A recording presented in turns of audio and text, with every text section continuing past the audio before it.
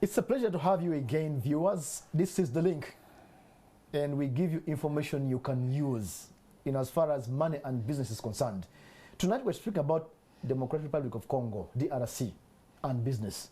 You have heard so much about Congo for other reasons. Now we're talking business. And my guest tonight is Mr. Stephen Asiimwe, who is the CEO for Private Sector Foundation of Uganda. Stephen, welcome. Thank you for hosting me, Madam Gugwa. All right.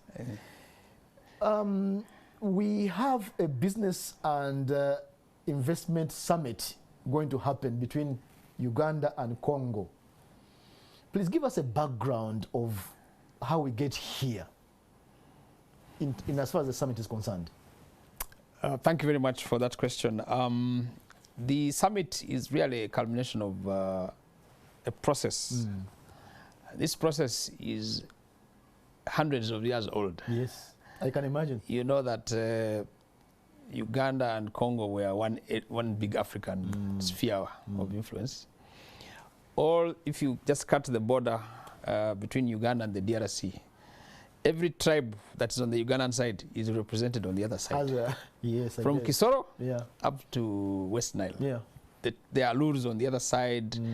There are Banyoro, Bagungu, there are Bafumbira, there are Bachiga, all the tribes that...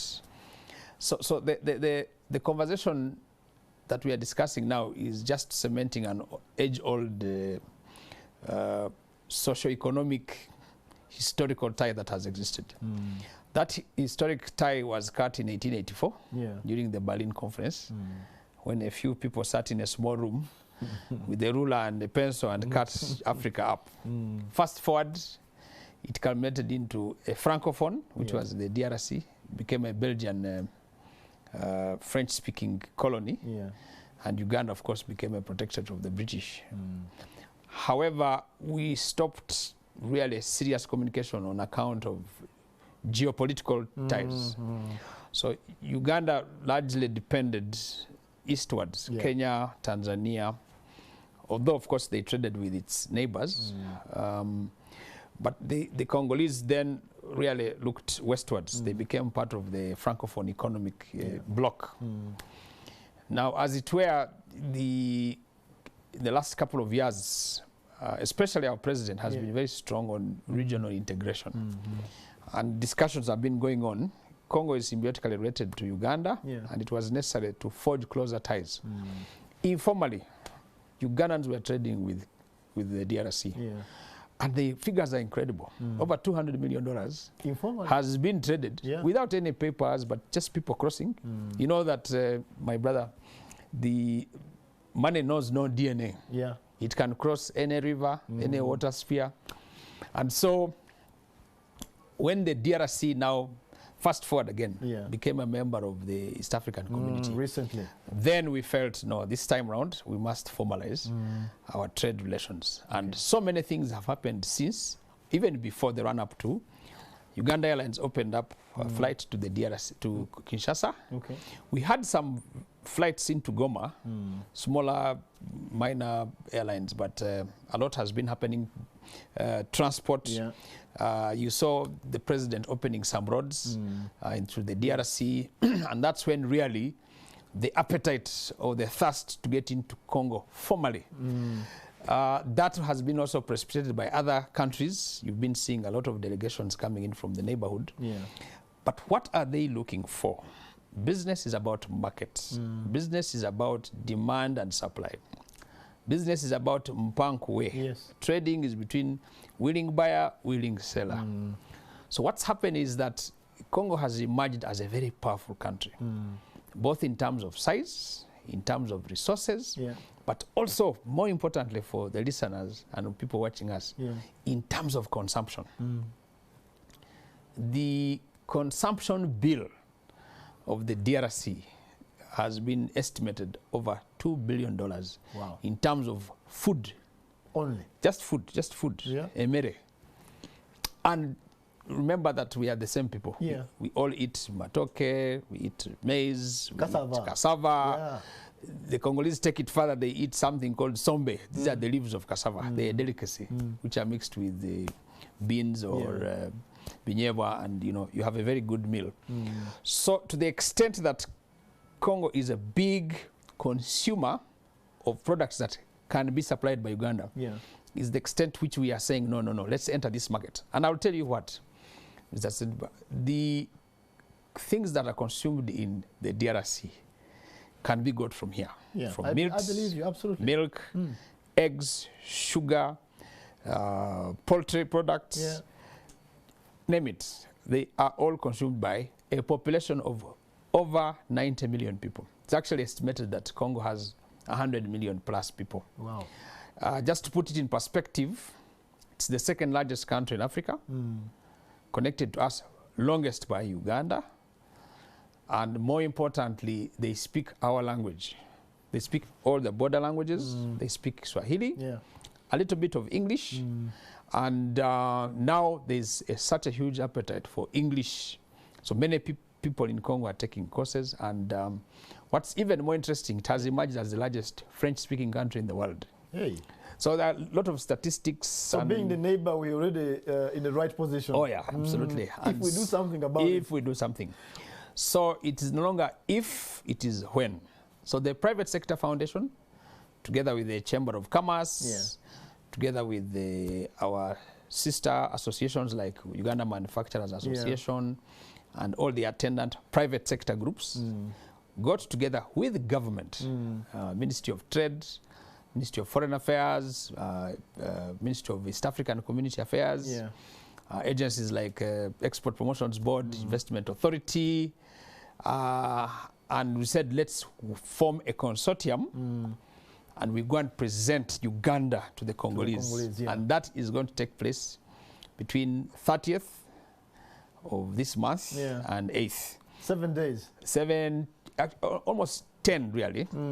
But there are guys who have gone before and those who will be staying after. Okay. But essentially, it is a two-pronged journey.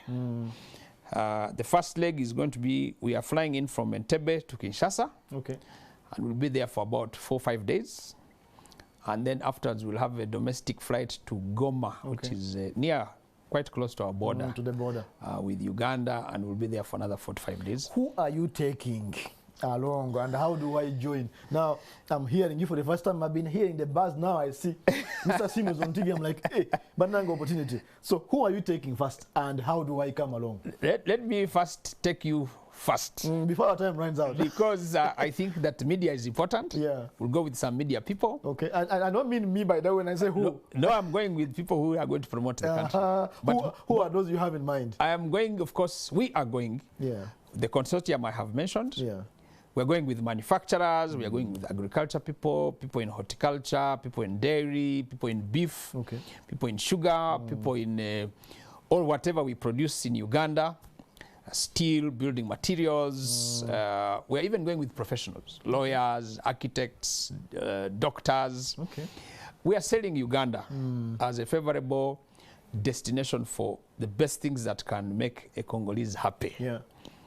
We're also going to forge business links. We are going to forge partnerships.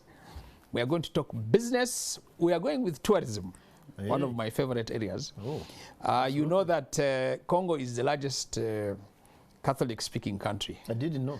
And we have a product here which they can come to. Uganda matters. Yes. So we are going to market Uganda as a favorable tourist destination for all the Congolese. Uganda is good for shopping. Uganda has a good nightlife. It has a good business center. Kampala never sleeps. We have good airlines. We have places to relax. People can go on holiday for leisure, for conservation trips, etc., etc. So we are basically going to market what Uganda has to offer to the Congolese. And you would be interested to know that ever since the Uganda Airlines started flying to Kinshasa, they started with 3 flights a week. Now they have moved to 5.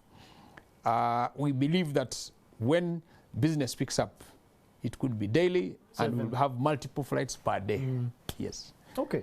So, how do I come along? Now I know you have mentioned a few areas. Now I'm thinking I'm in there, but how do I come along now? Very simple. One, log on to our website, psfu.org. psfu.org. Yes. You will get us. So, secondly, you can come physically and register with us at Nakasero Hill Road, which is above Emin Pasha, Yeah. for those who want the, you know, but you can also... You ask a border guy. Yeah, ask a border guy, Wagulu. Yes, absolutely. Yes, Emin Pasha. You come to PSFU, we'll be working, between now, we want to close the doors on Friday. Okay. So we have 2 days. Yeah. 2 days, Yeah. but we've been drumming this discussion. And this is not going to be the first of its kind. There's another program which is being organized by the Uganda Investment Authority. Okay. And we're working as a team. Yeah. We're working as a consortium. The Ministry of Foreign Affairs can give information, Export Promotions Board, MIACA, which is the Ministry of East African Cooperation. Now we are talking on the media, watch the space. But more importantly, we want to kickstart the process. And then we want to ensure that many people go to Congo. I'm running out of time.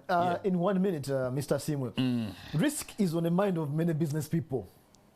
And so is Congo really safe to do business? The assurance is important. I'm thinking, okay, these guys are going, but what's the assurance? Very good question. First of all, the PSFU, which is the Private Sector Foundation of Uganda, has an equivalent association on the other side. We are going to meet and partner. Right. We want to sign an MOU, which basically ensures that our people are safe, their people are safe, and we can do business. Secondly, we have an embassy, which is fully fledged in Kinshasa. Kinshasa, yes. The government has been very proactive to open small consulates in Lubumbashi, in Goma, in Beni, where Ugandans can actually go and take whatever points of call, if you like. The other third thing is that when we go, we will forge partnerships.